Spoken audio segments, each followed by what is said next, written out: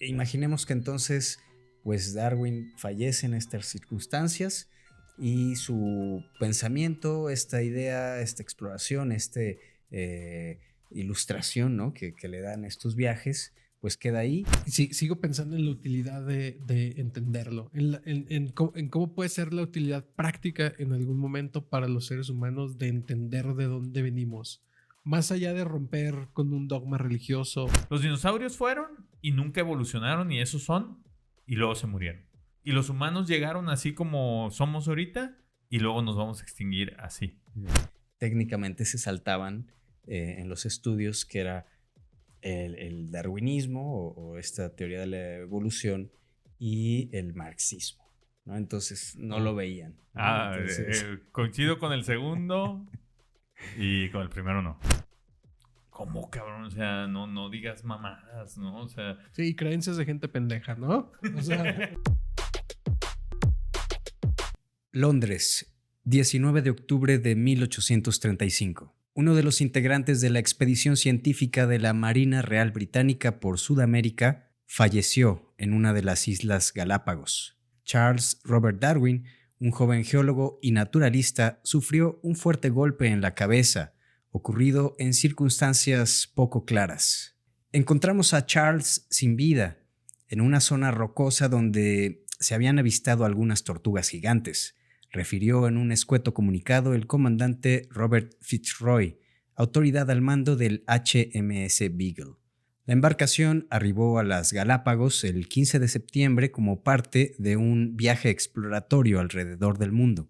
Esa tarde Charles nos comentó que se sentía algo mareado, señaló Conrad Martens, un artista que acompaña la excursión para registrar gráficamente algunos paisajes. Un ex compañero de Darwin, quien prefirió mantener el anonimato por motivos profesionales, comentó para esta nota que Charles pertenecía a un grupo de entusiastas degustadores de distintos animales, por lo que no descartaría que algún platillo fuera de lo común hubiera provocado el malestar referido por parte del egresado de la Universidad de Cambridge horas antes de su muerte. Desde un inicio me opuse a ese viaje, señaló el padre del hoy occiso. Algo dentro de mí me decía que no acabaría bien, pero tengo la fe que Charles fue a encontrar a esas recónditas islas el destino que Dios tenía para él. Los restos mortales del joven de 26 años serán embalsamados para ser traídos de vuelta a Inglaterra, prevista por la embarcación para el próximo año.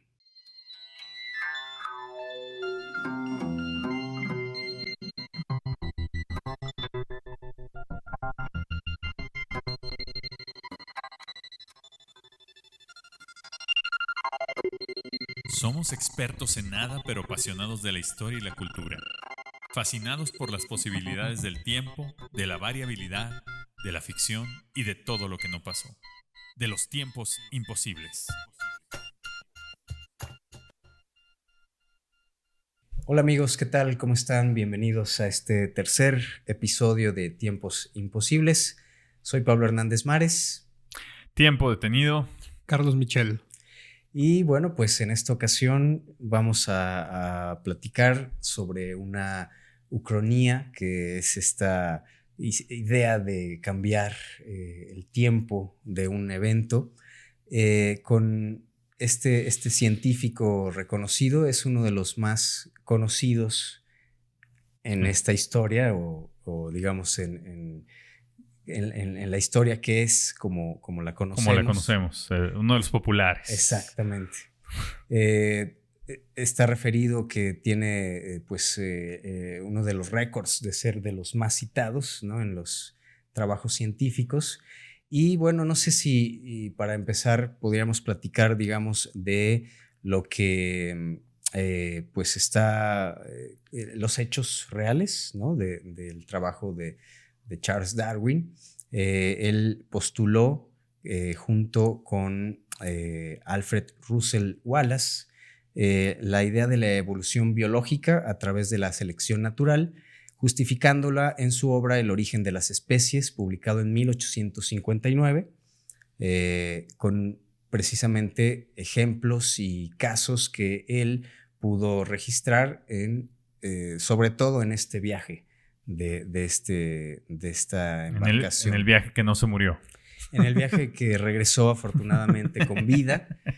Y bueno, pues lo interesante es que él, digamos, llega a ciertas ideas que ya venían, digamos, planteándose en sus círculos de científicos, y incluso él retarda la publicación de su libro, de los más famosos también, pensando que sus conclusiones serían demasiado controvertidas y reveladoras. Y incluso generarían pues este descontento, y él pospone la publicación de su obra hasta que precisamente otro científico, que es este colega suyo, naturalista, Alfred Russel Wallace, que él había hecho otros viajes exploratorios, llega, digamos, a la misma conclusión.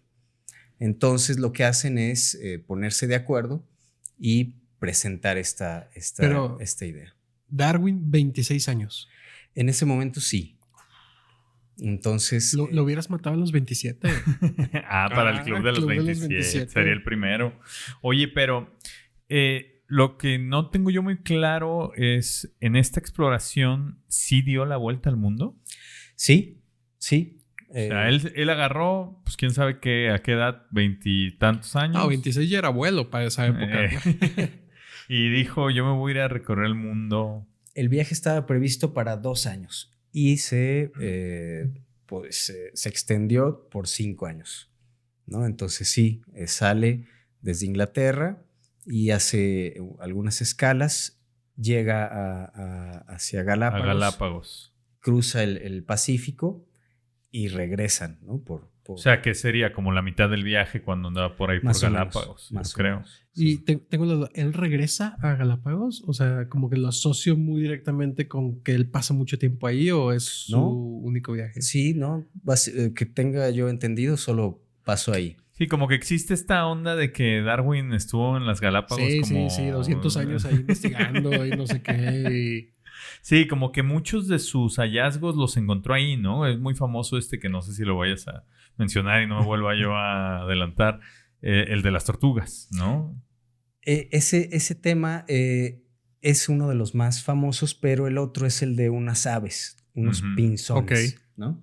Que lo que él cree en ese momento es que son especies distintas, pero después con la recolección de algunos especímenes, pues se dan cuenta que son variaciones de la misma especie, dependiendo de la isla y sobre todo de la continental. Ya. ¿No? Del área continental. Que la continental es Ecuador, ¿no? Pues Sudamérica, ¿no? Sí. En ese momento, digamos, encuentra esas diferencias, y también de los caparazones de las. Sí, ese es el que yo tenía más presente, como que en una de las islas el caparazón era como más abultado y en otra era como más plano, y las tortugas que tenían el caparazón plano tenían el cuello más largo.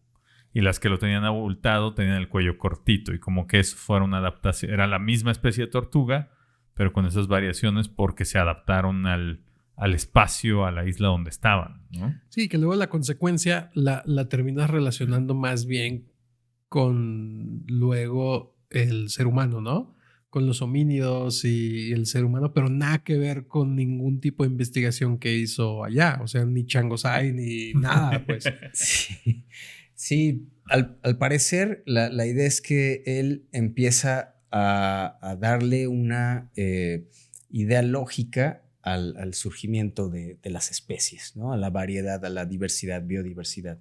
Y entonces él plantea que ese es como el punto clave, que hay antepasados comunes, ¿no? Uh-huh. Entonces ahí hay incluso un boceto en el que él se plantea esta idea como de un árbol que se ramifica, y entonces tiene que haber algún punto que una, ¿no? Por distintas características a las especies, ¿no? Y entonces ahí se empieza a acercar a esta idea del origen del hombre, ¿no? Ujú, Después ujú. escribe un texto más enfocado en los seres humanos, ¿no? Pero ahí surgen también estas cuestiones de decir, bueno, es que los seres humanos provienen de los chimpancés, cuando Sí. no, es una rama de la misma familia, ¿no? Un ancestro común, Ya. ¿no? Ese es Órale. el O planteamiento. sea, te lo enseñan en la secundaria, supongo, en la prepa, pero como muy de pasadita, ¿no? O sea, no. Pues como todo, güey. A menos de que te hayas dedicado a las ciencias biológicas, no tienes mucho contacto más allá del hecho de saber que existe Que fue a la Galápagos. y que fue a las Galápagos y que hizo el origen de las especies y todo. Tengo una cosa que me pasó hace unos años que sigo en Instagram a una casa de subastas mexicana y subastan cualquier cantidad de madres y antigüedades y cosas así. Y una vez estaban subastando el origen de las especies primera edición. Una edición, Órale. primera edición del origen de las especies. Entonces bien. yo dije, ¿cuánto puede costar un Me- libro? Entonces dije, Voy a pujar. sí, dije, que 250,000 pesos, no sé. La salida era 6 millones de pesos. Órale. 6 millones de pesos la salida. Dije, no es para mí. No es para mí, ya lo leí.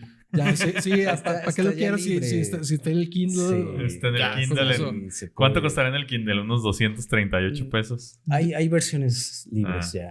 Sí, Se no, lo ya pasó puedes demasiado descargar tiempo. y leerlo. Ya debe ser totalmente libre, ¿no? Y si lo empiezan a leer también es muy interesante porque, digo, no estoy seguro que sea así, pero yo siento que sí tiene este estilo ya de la divulgación, ¿no? Científica como moderna, pues, ¿no? El facilitar. De hecho, se empezó a hacer famoso antes de regresar porque enviaba algunos comunicados, algunos mensajes, y entonces en los círculos ingleses y de la sociedad real, pues se empezaba a conocer, ¿no? Lo que estaba viendo y las observaciones, pero lo hace de esta manera, ¿no? Muy en primera persona, muy cercano a lo que él está pensando, a lo que él se está contraponiendo sus propios paradigmas, ¿no? Que tendría, que eso, incluso este lenguaje heredamos de él, pues, ¿no? De poder hablar de estos temas así, ¿no? Y él mismo plantearse cómo lo que estaba viendo le daba como estas ideas de cómo podría haber una explicación, ¿no? Oye, y nada más como contexto para nuestra audiencia, ¿es qué? Esto es en 1835. 1835. Entonces, el libro se publica hasta 1859. Sí, o sea, 24 años después. Porque él les digo, lo mantiene como con mucho recelo, y hasta que le dicen, oye, es que hay alguien que trae esta misma onda. Exacto. Es que yo creo que vale la pena, y no sé si lo vas a cubrir en algún punto, pero sí poner el contexto de lo que era el pensar así en ese momento. O sea, era un rompimiento. Era un rompimiento de todo, sobre todo con dogmas religiosos, sí, ¿no? O sea, la antítesis, digamos, de la teoría evolutiva, pues es el creacionismo, ¿no? Que es, a nosotros nos creó Dios y venimos todos de Dios, y en las diferentes versiones del creacionismo que haya es, a nosotros nos creó Dios y nunca hemos cambiado, y los hombres somos la especie elegida de Dios, y tenemos toda esa historia que tiene miles y miles de años de discurso y de narrativa en cualquier religión que voltees. O sea, no es exclusivo del cristianismo, ¿no? Entonces, como que viniera un rebelde que se fue a viajar por el mundo a los 20 y tantos años a decir, no, o sea, no, pues Dios no tuvo nada que ver aquí, cabrón. O sea, esto fue así desde hace millones y millones y millones de años, y nosotros somos los que somos ahora porque venimos en una progreso, en una evolución de una especie, ¿no? Entonces como que sí era muy riesgoso, yo creo, para él, el no solo, y no me refiero a algo, un riesgo físico o lo que sea, sino, pues él era un científico, un divulgador y iba contra todo y pues era arriesgar toda su carrera y su estudio al exponerlo, pues, ¿no? No, y algo que a fin de cuentas iba a impactar en el tema del ser humano, ¿no? De también de dónde venimos nosotros. O sea, se iba a ir escalando hasta llegar a esta gran pregunta de, bueno, si pasa con las especies animales, ¿qué pasa también con el ser humano? Y era el gran riesgo. No sé más si esa época es más de puritanismo o menos. Eso no lo tengo bien registrado, pero por lo que pienso, a ver si no me equivoco, debe ser Reina Victoria, más o menos. Justo parece justo leía que cuando él se compromete con su esposa, que era su prima.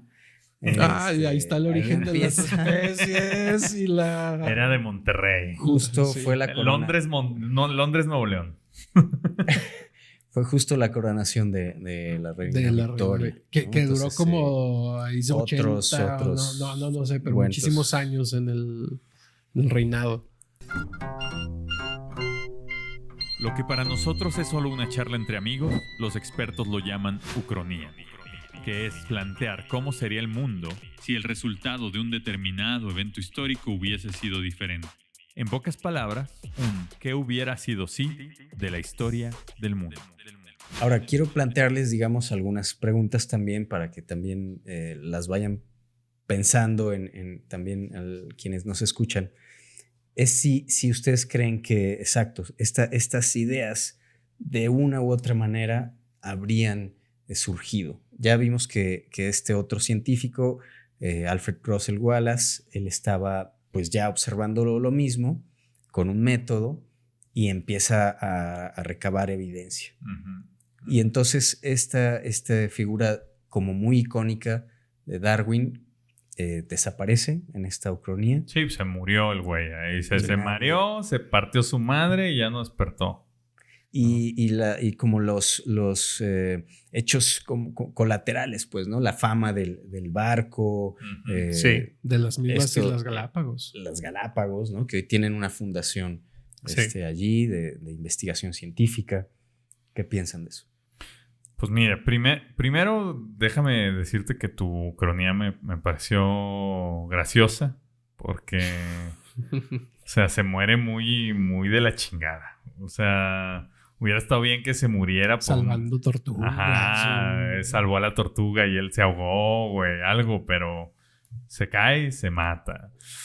Pero lo que yo creo es que, digamos que en una ucronía realista, pues eso era nada más cuestión de tiempo de llegar ahí. O sea, ya había habido otras aproximaciones, si bien no a una teoría evolutiva como tal o a la selección natural, sí había habido cosas parecidonas. Estaba este cuate, el francés Lamarck, ¿no? Que él había propuesto el transformismo y cosas que si bien no hablaba de evolución, sí hablaba de que no, o sea, era contrario al creacionismo. O sea, sí. No veníamos de una creación divina como tal, ¿no? Y como él hubo algunos otros, ¿no? Que plantearon pues, algo parecido a. Sí creo que hubiera pasado, sí creo que hubiera sido un europeo, ¿no? En América, como que en los 1800 y algo, estaba muy convulso todo todavía. Hacía como que no sé, o sea, como que hacían sus cosas ellos para ellos y nunca supimos mucho de aquel lado. Pero a mí me gustaría pensar también en, pues, ¿qué pasa si no? ¿No? O sea, uh-huh. ¿Qué pasa si al revés? Si más bien el creacionismo cobra más fuerza. Claro. Ese era mi segundo planteamiento, ¿no? Pero antes de eso, la verdad cuando lo escribí, porque no sabía cómo plantearme, digamos, ese personaje, y porque tiene muchos, también es uno de los que hay muchos detalles de su vida, ¿no? Y de cómo estudió una cosa. Y hay algunos de esos detalles como este tema que que sí eran aficionados a probar animales que no se solían comer, pues, ¿no? En la época. Entonces, a probarlos, ¿no? Y en esta escueta nota se dice que el golpe en la cabeza es en circunstancias poco claras. Uh-huh. O sea, sí. ¿Qué pasaría? Ajá, exacto, ¿no? O sea, porque se plantea como la idea de que podría haber estado él enfermo, pero pudo ser alguien que le provocara el golpe. Alguien claro. que... A mí, respecto al tema de si alguien pudiera haber llegado a esto, digo, sin duda también me gustaría explorar la posibilidad de que no. Seguramente hablaremos más sobre esto, pero me pareció muy interesante que mencionaras en tu cronía a un ilustrador. Entonces, gran parte de la investigación científica en esas épocas también provenía de gente que eran ilustradores de distintos tipos, ¿no? O cartógrafos también en el tema de exploración. O sea, esta necesidad de imprimir y reproducir lo que vemos, las especies que de otra forma no podrían verlas las personas en Inglaterra o en Europa. Y eso se me hace bien rico porque recuerdo que una vez un amigo me contaba que en el zoológico de Barcelona había un programa donde llevaban a los niños al zoológico y su chamba era dibujar los animales. Y la lógica detrás de ello es que el dibujarlos requería observación y la observación como base del pensamiento científico, pero que además si observabas te empezabas a preocupar por lo que veías y creabas un vínculo afectivo entre tú y el chango oliéndose el dedo después de rascarse la cola, pero que ahí estaba, ¿no? Y creabas ese vínculo. Eso se me hace bien rico de esa época. Entonces, pensando que había toda esta serie de exploradores, toda esta serie de gente que visitaba lugares con el propósito de la observación y de ilustrar y de hacer estos dibujos, yo creo que sí se hubiera podido llegar a ese camino por otros lados. Tal vez, o sea, imagínate, en lugar de tortugas pudo haber sido otras especies animales en otra parte del mundo. Pero también coincido, predominantemente creo que debieron de haber sido europeos. No estoy seguro, pero creo que tal vez este pensamiento sí proviene de la ilustración. O sea, es un pensamiento propio europeo donde sucede una apertura de pensamiento muy grande en 1700 no sé qué. Y ahí, pues sí, Europa nos llevaba la delantera a todos los demás continentes en ese sentido. Ahora, no sé si pensando ya más profundamente en eso, si hasta llegó un poco tarde. O sea, todavía siglos atrás ya había gente preguntándose por el espacio exterior, ¿no? Observando estrellas, concluyendo cómo rotaba la Tierra, cómo estaba conformado el sistema solar. O sea, ya había gente preguntándose eso, pero no había todavía gran estructura en preguntarnos de nuestro propio pasado, ¿no? Y quién sabe si es más vinculado a esto que vamos a hablar, de pues no se podía. Pero ahí no sé si, además de eso, que puede ser un hándicap, el no se podía, también en alguna época no se podía decir que la Tierra no era el centro del universo. Y era un pecado. Y sin embargo se mueve, ¿sabes? Sí. O sea, yo creo también que depende de la utilidad. ¿Qué tan útil era para la sobrevivencia del ser humano o para la sobrevivencia de las civilizaciones el saber de dónde venían las especies? Tal vez tenía una utilidad menor a, por ejemplo, la astronomía.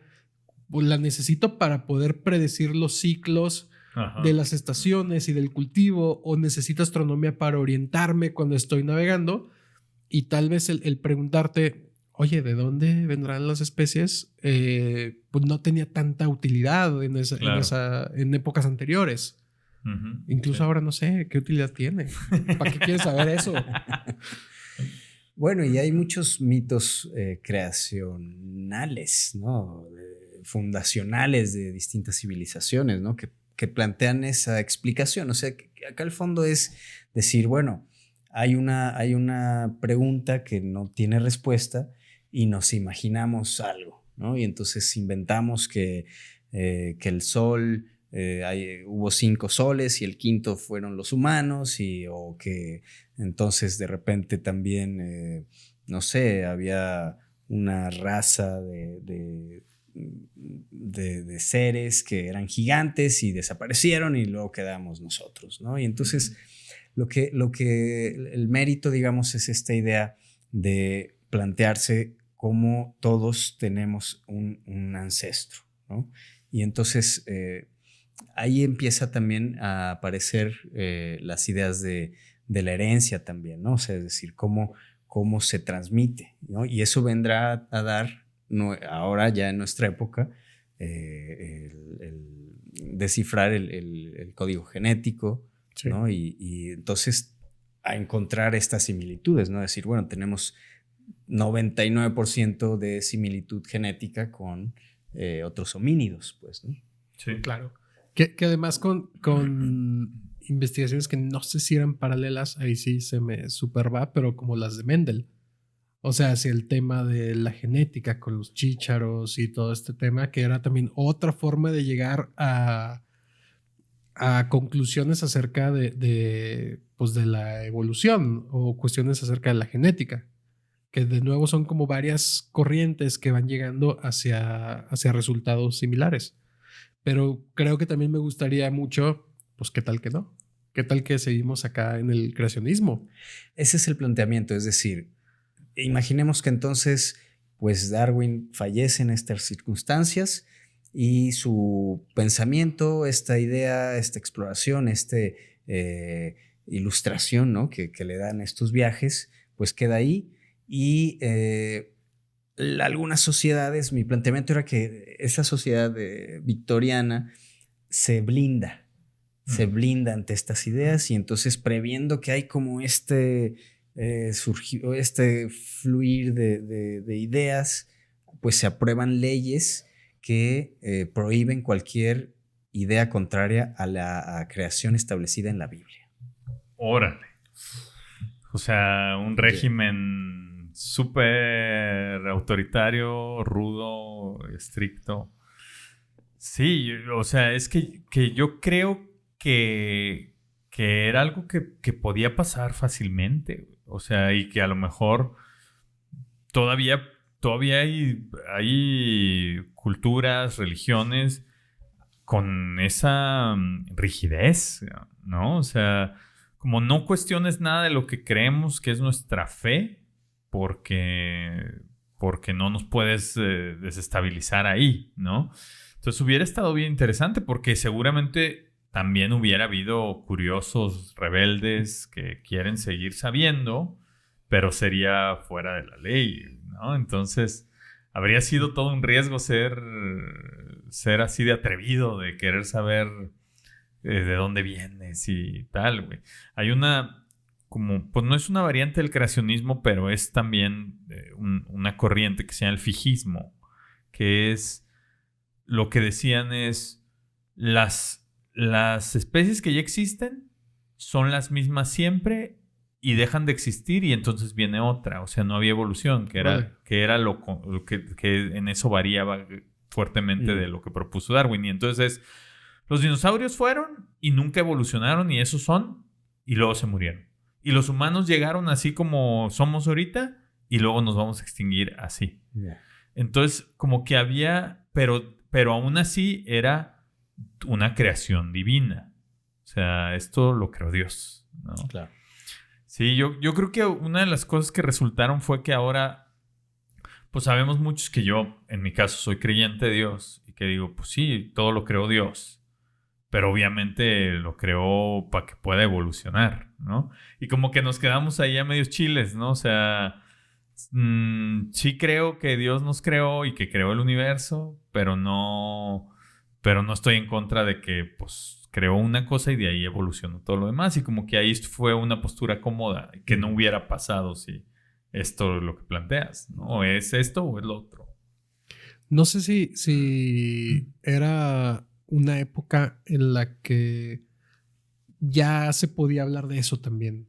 O sea, tal vez en la Edad Media, por ejemplo, con la Inquisición, con todo esto, pues hubiera sido, ¿sabes? Uh-huh. O sea, hubiera muerto de otra manera Darwin en el potro o en uno de estos instrumentos de tortura, ¿no? Porque, es decir, tal vez a lo más que se enfrentaba era como a cierta censura. Uh-huh. O sí, a la pérdida de su reputación. Un poco más de apertura para hablar de estas ideas. No sé también ahí si pues era Inglaterra, es iglesia anglicana que tiene también otro tipo de, o sea, acercamiento, ¿no? Los puritanos norteamericanos pues huyen de Inglaterra porque sienten que la iglesia de Inglaterra, la anglicana, es demasiado liberal. Uh-huh. Entonces dicen como esto no me gusta, yo quiero seguir aquí sin avances, sin nada, yo me voy para América. Entonces, a pesar de ser una iglesia basada en el cristianismo, era una iglesia bastante... Pues a una hora, ¿no? Creo que esas son las que tienen todavía ministros mujeres y cosas de ese tipo. Entonces no sé si había como pues que se enfrentara más que nada a la censura. Híjole, no sé si se pudiera prohibir ahí ese tema o se aprovechara para ganar ventaja, ¿no? Porque hubo una época en la que creo que es coincidente además con este dominio imperial británico donde el sol nunca se ponía en el imperio británico, pero que además tenían un gran desarrollo científico, y sobre todo buscando orígenes también de cosas. O sea, está medio siglo después Lord Carnarvon en Egipto, investigando también los temas de las pirámides y todo esto. Y creo que sí había como un desarrollo y además, deja tú, un saqueo cultural británico hacia, véngase para el Museo Británico, todo. Vámonos. Todos se lucharon. Hay un tema que me pareció también interesante, que era de que él tenía estudios de geología, ¿no? Entonces, porque en ese tiempo sí estaban también circulando estas ideas de la creación de la Tierra, ¿no? Como planeta. Y entonces, él, por lo que leí en estos viajes, pues sobre todo también en Patagonia y en otras partes del sur, se va observando, en Perú me parece, cómo hay como sedimentos o restos fósiles de criaturas marinas en montañas, ¿no? Entonces, y no empieza a cuadrar con la idea del relato de la creación como a rajatabla, pues, ¿no? De los días, ¿no? Sí, así, entonces, esto de Adán y Eva está raro. Que esa era otra cosa que está a punto de decirla, pero dije, no, bueno, la realidad te dice que el ser humano ni con evidencia a veces te la cree, pero, o sea, ahí estaba la evidencia, estaban los fósiles, estaban un montón de cosas que dices, pues, si te despierta el pregúntate de dónde vienen. Y tenía una duda, Fitzroy que mencionas en tu cronía, ¿es el Fitzroy de la Patagonia, del cerro Fitzroy? ¿O? No estoy seguro. No estoy seguro. Hay un monte ahí muy famoso en el sur de, creo que en el sur de Chile. Podría ser porque sí, el estrecho del Beagle, ¿no? Tengo entendido que se nombró por eso, ¿no? Porque se hizo después tan famoso ese viaje que, bueno, pues incluso hay muchas especies después, a posteriori de la muerte de Darwin, se le nombraron en su nombre científico con alguna referencia a él, pues en homenaje. Oye, lo que no estoy seguro y no sé si ustedes sepan es cómo fue finalmente cuando sí lo publicó. O sea, ¿sí fue muy mal recibido? ¿Fue bien recibido? O sea...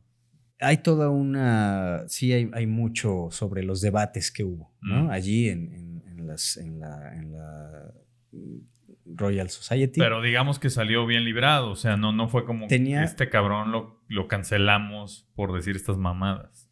Tenía detractores muy fuertes, pero colegas que lo apoyaban también bastante. Entonces salió bien. parece que salió bien librado.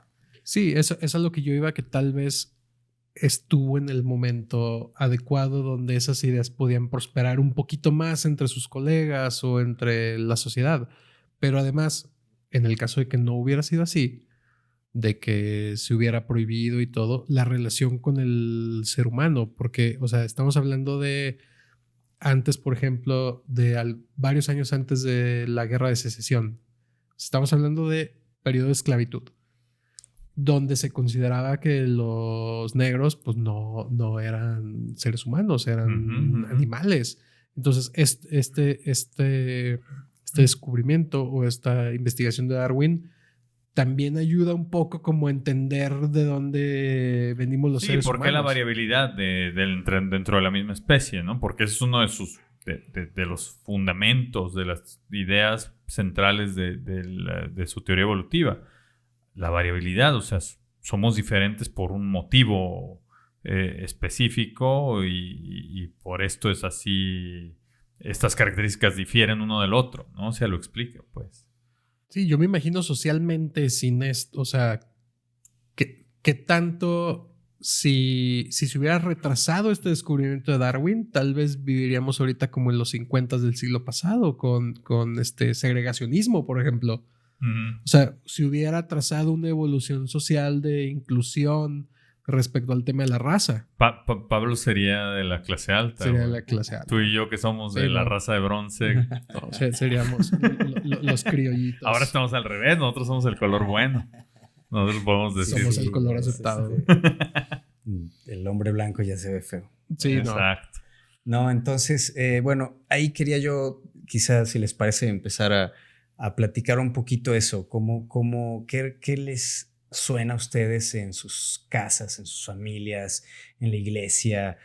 Tenía un recuerdo de unos colegas de hace años que estudiaban acá en una universidad privada aquí en Guadalajara y en una carrera de antropología, y me decían que se saltaban dos que estaban en el programa, pero que técnicamente se saltaban en los estudios, que era el darwinismo o esta teoría de la evolución y el marxismo, ¿no? Entonces no lo veían, ¿no? Entonces, coincido con el segundo y con el primero no. Entonces, ¿qué referencias tienen, digamos, de estas cuestiones de cómo el hombre viene del mono? A mí me parece interesante lo que mencionaba a tiempo de cómo, porque termina siendo un problema dogmático, ¿no? ¿Cómo cuadras una creencia en algo y luego entonces cómo lo aplicas al tema de la evolución o de cualquier otra cosa? Y yo pienso que se me hace muy interesante cómo es la búsqueda de las personas creyentes, pero que también son personas de ciencia y que piensan que no está contrapuesto a buscar dentro de esas contradicciones un modelo de pensamiento nuevo, porque la otra es totalmente decir no, y entonces haces un museo del creacionismo y pones a los humanos conviviendo con los dinosaurios y dices que los fósiles tratas de demostrar que no existen o que son una invención, etcétera. Pero siempre he pensado mucho que, por ejemplo, me acuerdo que mi mamá tal vez es un caso similar al que tú platicas. Pues tengo que enseñar esta parte también, aunque después van a surgir las preguntas. Oye, pero si Dios creó todo en 7 días, ¿cómo es que...? Y entonces, como no hay un canon, o sea, no hay un canon religioso al respecto, pues la mayoría de las personas trata de, con lo que tiene en su cerebro y con lo que tiene de información, de decir, oye, mira, es que yo considero, desde que lo que puedes leer en la Biblia de que Dios creó todo es una metáfora, la forma en la que lo creó se creó de otra forma, tal vez, no lo sabemos, hasta tratar de adaptarlo. Y me parece que esa es una búsqueda que va a ir enriqueciendo el tema de las creencias de las personas, las creencias, pero también de lo factual, de cómo empatas lo factual con las creencias. Y el día de mañana van a descubrir otra cosa, o sea, ¿qué sucedió antes del Big Bang? Y entonces ¿sabes? Que es como otra gran frontera del misterio de la creación. Claro. Sí, yo me acuerdo como llevándolo hacia mi experiencia personal. Cuando estaba yo chico, o sea, que empiezas como a leer sobre ciencia por las clases de la misma primaria, secundaria, y por el otro lado tienes que ir al catecismo y demás, como que encontraba estas contradicciones o estas discrepancias entre una cosa y la otra, y yo me acuerdo que le preguntaba a mi mamá como de, pero ¿cómo entonces Adán y Eva qué? ¿No? O sea, ¿de dónde nacieron?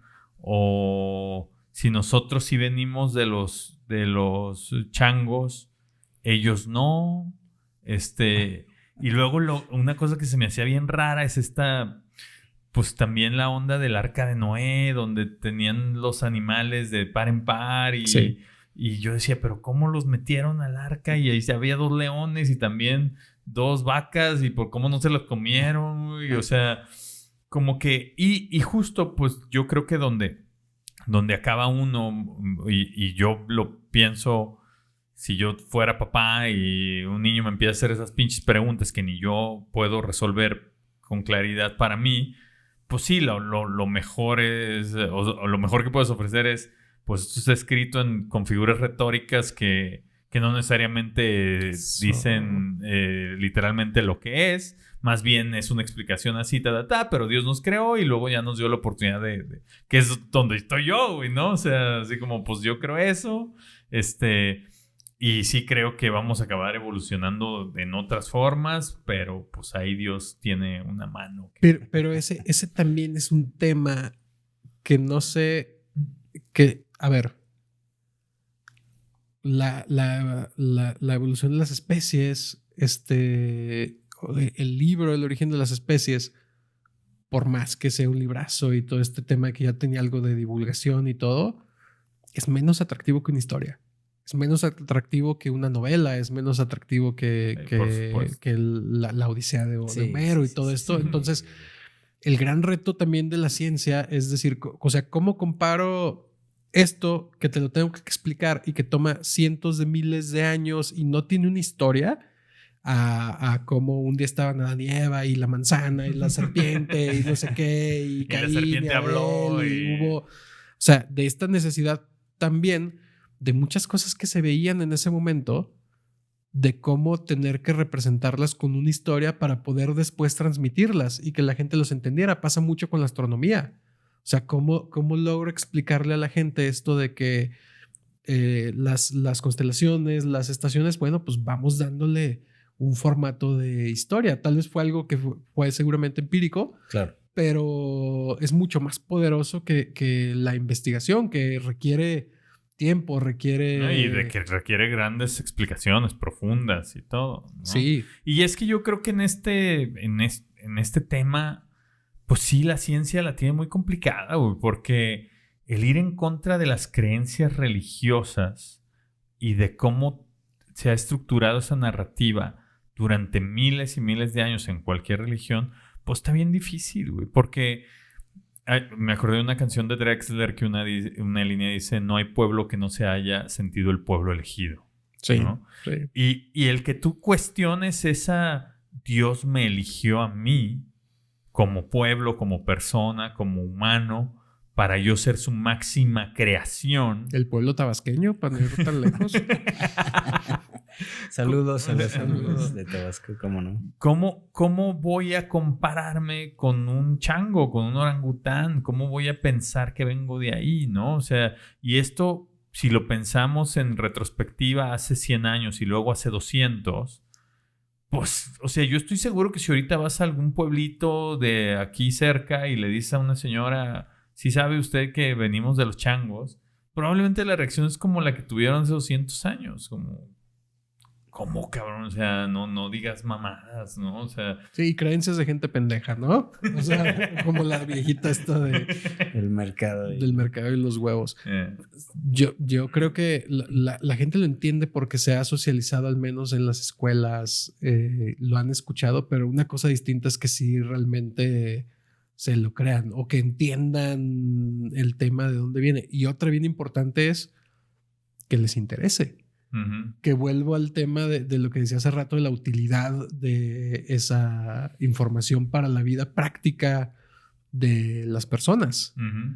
Porque había otro montón, o sea, no sé, el fuego, o sea, dominarlo.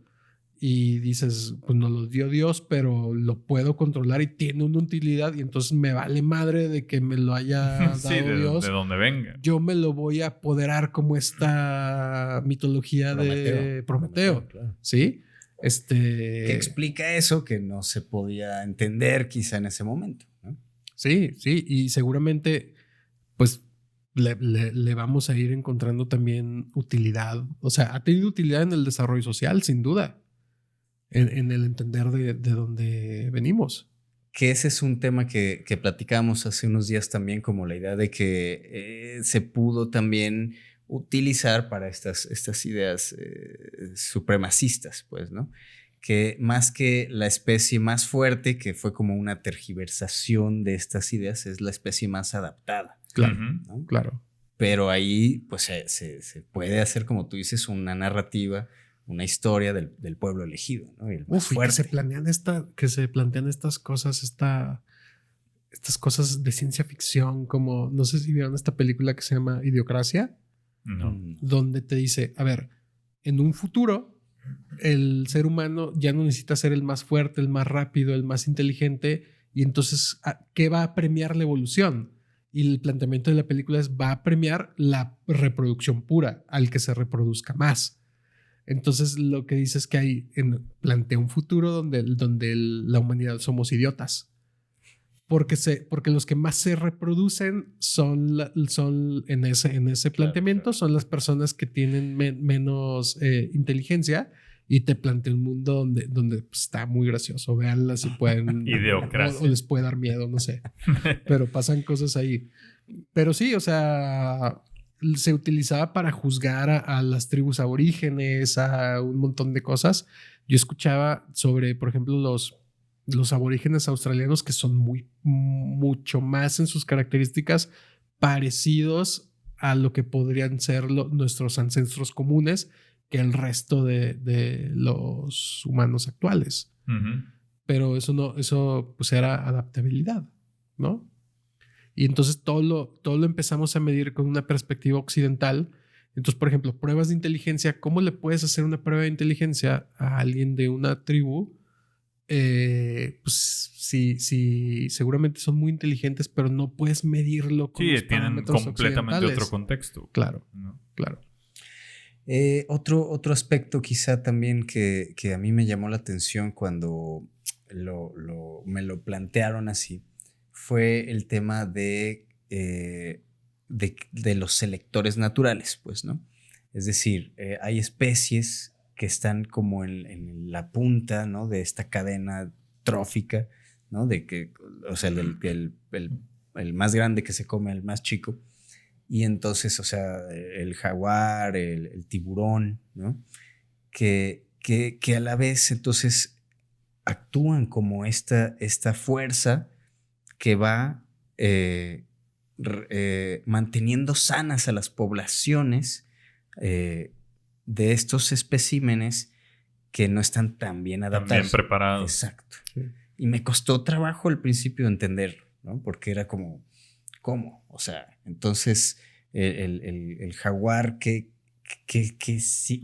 ¿cómo él piensa hacer eso? O sea, ¿cómo él actúa de esa manera? Claro. ¿No?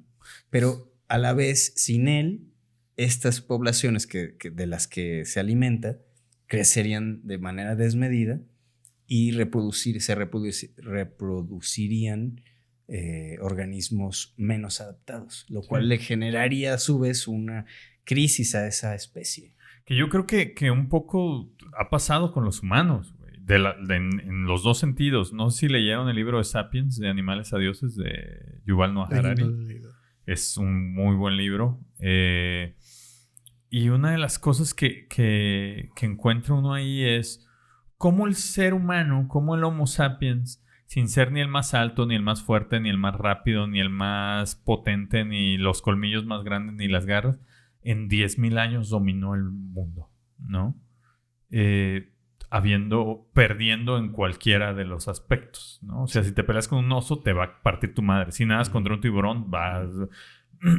y lo que dice es, pues bueno, usamos nuestra capacidad de inteligencia construida sobre el lenguaje para, pues, resolverlo y ser los más rápidos, los más fuertes, usando las herramientas que tenemos al alcance.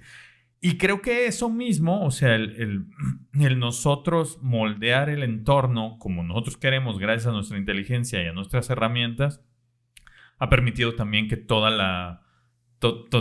el cascajo, sí, por decirlo de algún modo, pues también viva y también sobreviva, ¿no? Y entonces luego ves, pues presidentes que no eran aptos para ser presidentes, gabinete. Sí, ¿no? eso se va a censurar. Te van a hacer algo con nuestra transmisión. Y luego, deja tú, además estabas hablando que de las garras y del pájaro. Y dije, el pájaro agarra. ¿Qué onda con eso? No, sí pasa. Eso se me hace muy cabrón, que otras especies también vayan determinando lo que sucede con otras, pero es parte del ambiente. De moldear. De moldear y hacia dónde lo va llevando la evolución. O como lo que dicen, por ejemplo, de los pandas. No sé si han escuchado esa idea de que en realidad el panda... Pésima banda de rock. Ajá, en China, que tocan allá. Ese es... ya está totalmente perdido como especie. Y que si no es por el esfuerzo del gobierno chino, Sí, pues, ¿no? sí. Pues ya no podrían. Sí, y que a lo mejor, ¿no? pues no tendrían que haber continuado, ¿no? No sé. Sí, a lo mejor no tiene sentido que estén. O sea, como la vaquita marina que no es tímida para el acto sexual y no somos máquinas. Sí, está muy, digo... Y tratamos de conservarlas, ¿no? O en las que la mano del ser humano... Exacto. A los perros. Sí, los perros. Gatos. O sea... Que hemos modificado completamente el comportamiento de lo que era la especie, ¿no? Sí. O sea, en mi caso yo que pues le caliento la comida a mis perros, ¿no? ¿En serio? A veces. Sí, los estás haciendo menos aptos para... ¿Cuántos días para les das vivos? En el cerro, ¿no? Como 14 minutos. En una de esas sobrevives más tú en el cerro. Y también lo dudo un chingo. Ojalá, yo les he dicho en nuestras pláticas, si yo estoy en peligros de muerte, yo pido morirme primero, güey. Sí, no, pero sí está muy loco esto, como... Sí, sigo pensando en la utilidad de entenderlo, en cómo puede ser la utilidad práctica en algún momento para los seres humanos de entender de dónde venimos. Más allá de romper con un dogma religioso o lo que sea, poder...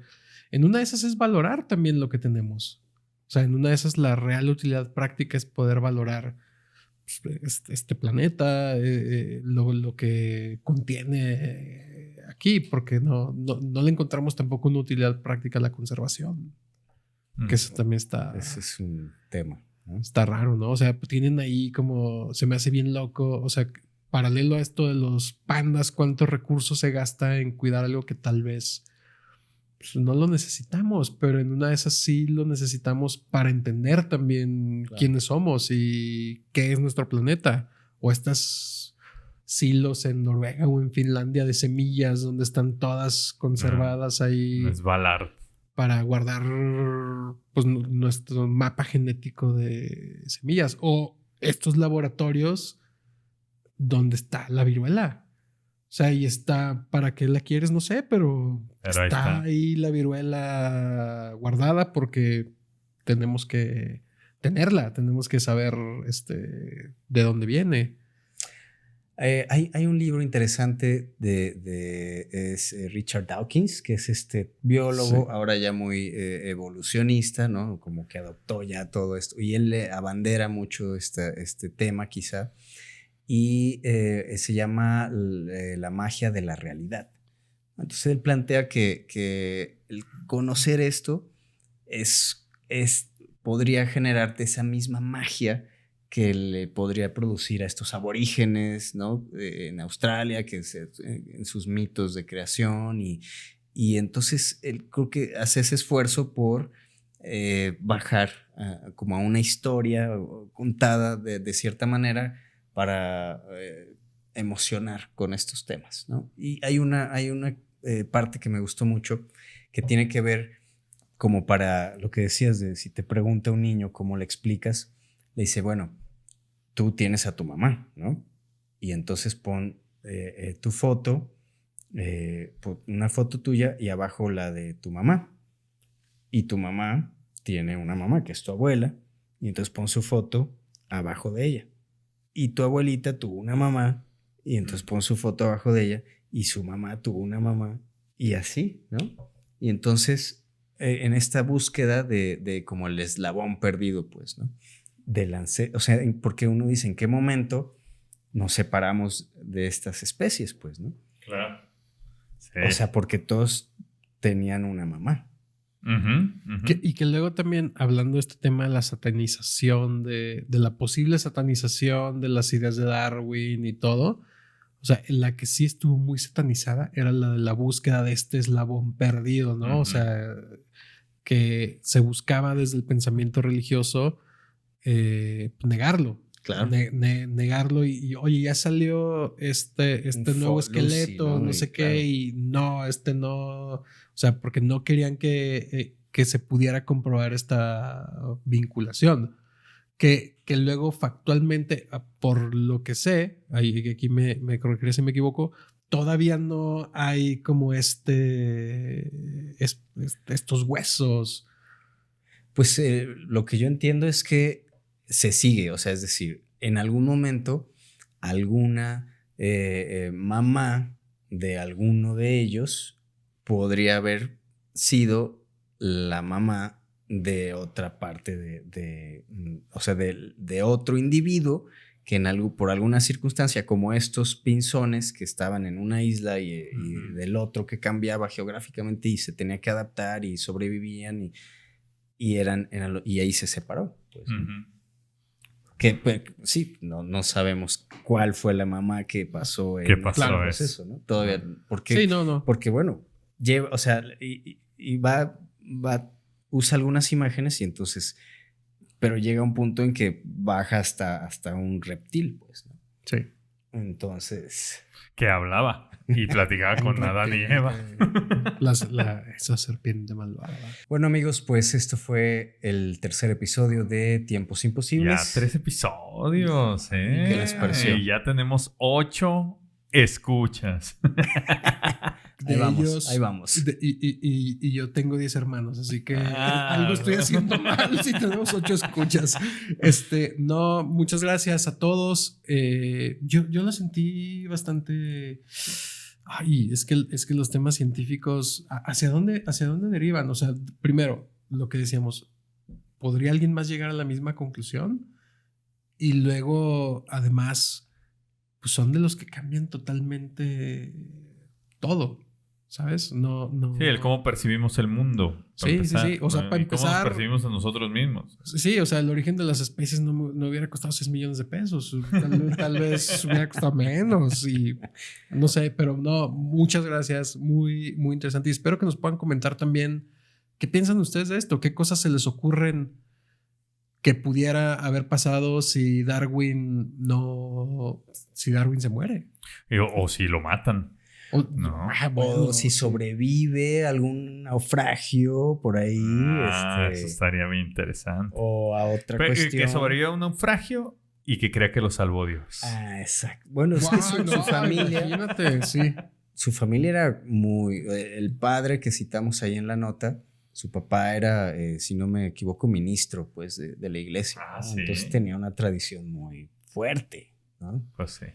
Pero entonces. Pues sí, coméntenos. O si su prima no lo deja ir al viaje y le dice, no, te quedas. Que pues también podía pasar. ¿Qué tal que le dice, haz lo que tú quieras? Sí, no, imagínate. Ya no fue al viaje. Bueno, de lo que se perdió, entonces, Darwin. De un buen caldito de caguamanta. Que seguro se debe haber echado ahí sus tortuguitas. Sí, ¿no? unos huevitos de tortuga. Sí, no se le ha calculó echado de bien todo. ahí. Era su afición, esa onda de degustar ahí especies. Qué interesante, ¿no? La observación y la degustación. Pues, ¿por qué no? ¿Verdad? Sí. Pues, de todas maneras, ahí ya los destazaban y todo el rollo. Pues sí. Sí, tenían que Ya hacer de una estas vez. ilustraciones de cómo eran por dentro y todo, ¿no? También. No, muy interesante. Bueno, pues queridos escuchas, muchas gracias por acompañarnos en este episodio de Tiempos Imposibles, este programa en el que el tiempo sí puede cambiar. Y contrario a lo que dicta la historia, tomar nuevos rumbos, provocar nuevas consecuencias y desatar realidades que modifican nuestro presente y transforman nuestro futuro. Yo soy Pablo Hernández Mares. Yo soy Tiempo Detenido. Soy Carlos Michel. Y nos vemos en otro tiempo. Nos vemos. En un comunicado de última hora, en la isla de Santa Cruz, en las Galápagos, fue rescatado el único sobreviviente del naufragio del HMS Beagle, un joven de nombre Charles Darwin.